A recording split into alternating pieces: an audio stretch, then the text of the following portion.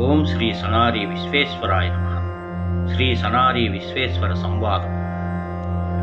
విను సాంఖ్యమిట్టులని నను ఘనతర నీ యంత్రతంత్ర క్రమగతితోడన్ మనసందు నిలిపి దేవత తనువును న్యాసంబు చేయుదగునది సాంఖ్యము. వినుము, సాంఖ్యయోగము అనగా ఎటులనో తెలియజేస్తాను.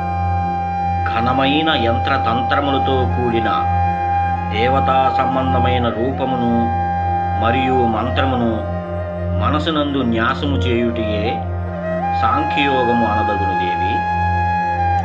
మంత్రమందున్న బీజ మాతృకులు చేసి శ్వాసపూరక రెట్టింపు స్తంభనంబు విడువవలెన్.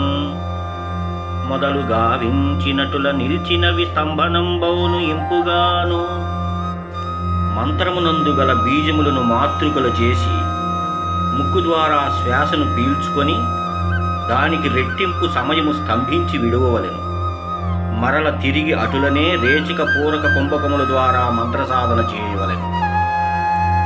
స్తంభనమందున జపము చేయు గురుస్థాన మెరుగువలెనో. ఉరంబున వాయువు చలనముగాక నురంబు నుండవలెను. అంబాదేవత ఆత్మలో నిడుకొని అర్చన ఛాయవలెన్. బంభరనాదము శ్రవణానందం బాలకింపవలెను. మంత్రమునందు ఉన్న బీజముల జపము చేయవలసిన స్థానమును గుర్తిరిగి ఆ స్థానమునందు వాయువును కుంభకము ద్వారా స్తంభింపచేసి ఏమాత్రము చెలించక దేవతారూపమున అంతరంగమందు నిలుపుకొని మంత్రజపము ద్వారా దేవతను అర్చన చేయవలెను.